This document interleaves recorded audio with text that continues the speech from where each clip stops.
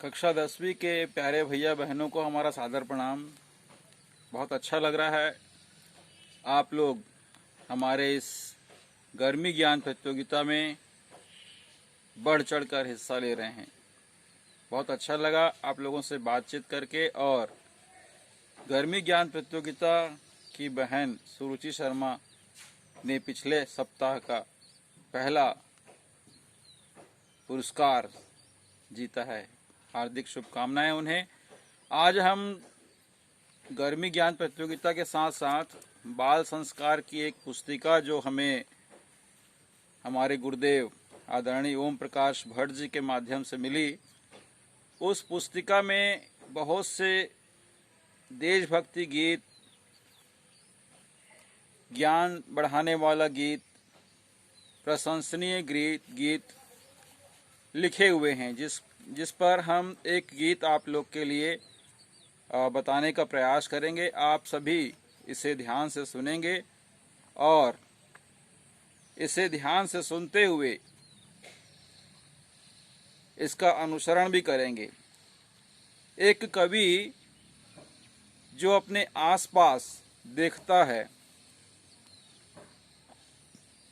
समझता है, सुनता है, उसे अपने शब्दों के माध्यम से लिखकर आपको बता देता है या बोल देता है। ठीक उसी प्रकार से यह गीत भी कह सकते हैं, कविता भी कह सकते हैं। मैंने आपको कक्षा में बताया था कि गीत या कविता लिखने के लिए अंतिम की 2 या 3 अक्षर लगभग एक जैसे होने चाहिए, तो वह कविता या शायरी का रूप ले लेती है। कविता कहने का माध्यम यह है कि बहुत सारी बातों को एक साथ कम शब्दों में कह देने का माध्यम है। तो हम शुरुआत करेंगे इस गीत का।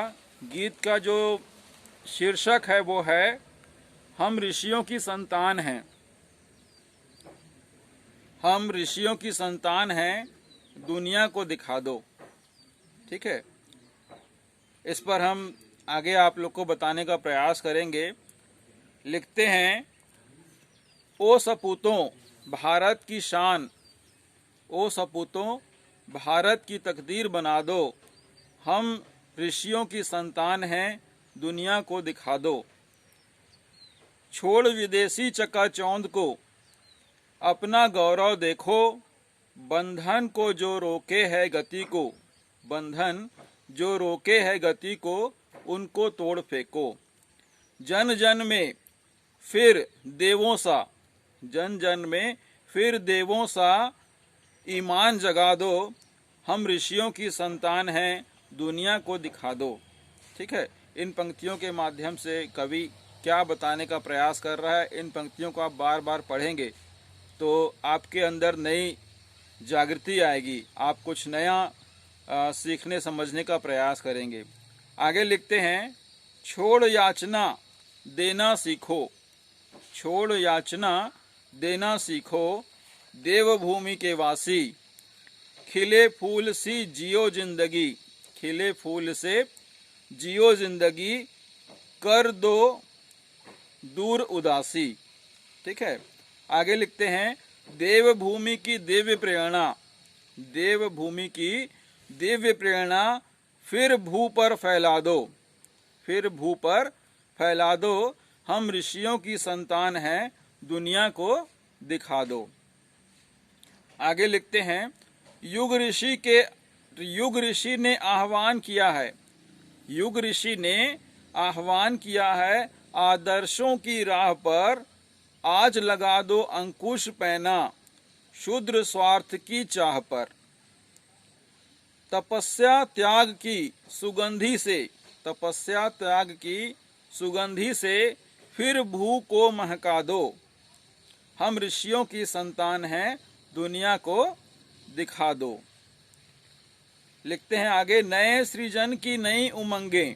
नए सृजन की नई उमंगें लेकर आगे आओ। खुला मोर्चा निर्माणों का, खुला मोर्चा निर्माणों का मिलकर कदम बढ़ाओ। है ना। इन पंक्तियों के माध्यम से कवि आप लोगों से क्या कहना चाह रहे हैं, इसको थोड़ा सा समझने का प्रयास कीजिएगा। ठीक है।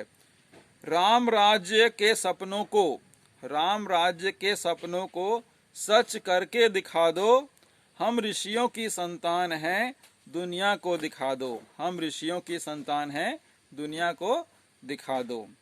तो इस कविता के माध्यम से कितने सुंदर शब्दों से कवि ने कम शब्दों में बहुत ज्यादा अच्छी बातें कहकर आप लोग को बतलाई हैं। ठीक है। इसी प्रकार से आप लोग भी घर बैठे इस कोरोना काल में कुछ पंक्तियां लिख सकते हैं, कुछ नया कर सकते हैं, कुछ नया सीख सकते हैं, और सीखने के बाद अपने छोटे आने वाले बच्चों को, जो छोटी क्लास में पढ़ते हैं, उनको सिखा भी सकते हैं। ठीक है। तो आप लोग भी छोटे से प्रयास से एक अच्छे समाज का, एक अच्छे देश का, एक अच्छे परिवार का, एक अच्छे मोहल्ले का निर्माण कर सकते हैं। ठीक है।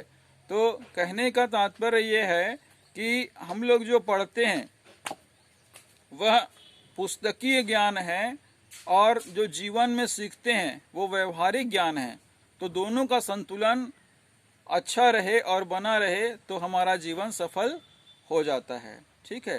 तो शिक्षा और विद्या को साथ लेकर चलना है। शिक्षा मतलब स्कूल से जो आपको शिक्षा मिली, विद्या मतलब होता है आपका अध्यात्म, आपकी नैतिकता, आपका व्यवहार किस प्रकार का है। अगर आप बहुत ज्यादा पढ़े लिखे हैं और आपका व्यवहार सही नहीं है, तो आपका पढ़े लिखे होने का कोई अर्थ नहीं निकल पाता है, आपका जीवन सार्थक नहीं हो पाता है। ठीक है। तो इस कविता के माध्यम से बहुत कुछ कवि ने कह दिया है, और यह जो पुस्तक हमारे पास है वो है बाल संस्कार से, है ना। बाल संस्कार की कार्यशाला आयोजित की गई थी पिछले साल आदरणीय O.P. भट्ट जी के मार्गदर्शन में। उसी पुस्तक में से यह गीत आप लोग को बताया गया है। ठीक है। तो इसे बार बार सुनेंगे तो अच्छा लगेगा, आपके अंदर एक नई उमंग आएगी कि हम अपने देश के लिए, अपने परिवार के लिए, अपने समाज के लिए क्या कर सकते हैं। ठीक है। तो आज का प्रश्न देख लीजिएगा, ध्यान रखिएगा।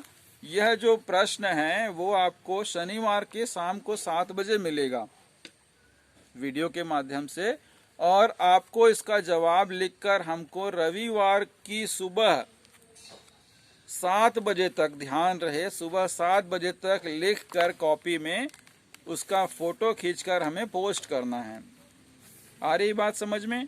और एक से अधिक नाम सही जवाब देने में आए तो उनका हम ड्रा के माध्यम से एक विजेता घोषित करेंगे, और इस विजेता को यह पुरस्कार सोमवार की शाम 7 बजे उनके घर पर आकर दिया जाएगा। और आपसे यही उम्मीद है कि आप गुरुकुल में बताए गए नियमों का पालन घर में कर रहे होंगे। गुरुकुल की शिक्षा में आप लोगों को सिर्फ और सिर्फ यही बताया जाता है कि आप अनुशासन में रहें, कहीं भी रहें। अगर आप अनुशासन में रहेंगे तो आपका जीवन अनुशासित रहेगा। आप घर पर हैं, अनुशासन में रहिए, कुछ नया सीखिए, माता पिता से कुछ नया जानने का प्रयास कीजिए।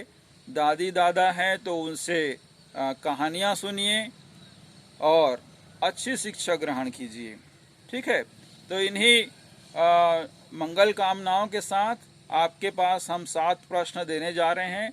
इन 7 प्रश्नों को आप ध्यान से सुनिएगा और इसका क्रम सही देते हुए उत्तर लिखेंगे। ठीक है।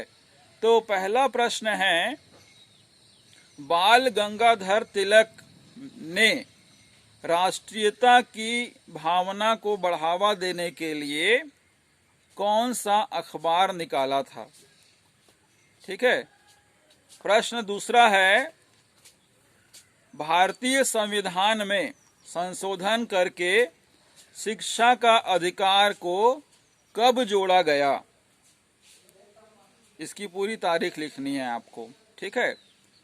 और तीसरा प्रश्न है, ऑपरेशन फ्लड ऑपरेशन फ्लड का संबंध किस उत्पादन से है? चौथा प्रश्न है, प्राचीन भारत में महिला अध्यापिका को क्या कहा जाता था? ठीक है। और पांचवा प्रश्न है, सत्य शोधक समाज की स्थापना किसने की? प्रश्न छठवां, वयस्क मानव में कुल कितनी अस्थियां होती हैं? वयस्क मानव में कुल कितनी अस्थियां होती हैं? और सातवां प्रश्न है, काठमांडू किसकी राजधानी है? काठमांडू किसकी राजधानी है? उस देश का आपको नाम लिखकर भेजना है। ठीक है, तो ये आपके 7 प्रश्न हैं। इन 7 प्रश्नों को क्रम देते हुए अपना जवाब लिखकर हमें रविवार की सुबह 7 बजे तक पोस्ट करना है और अपना ध्यान रखना है।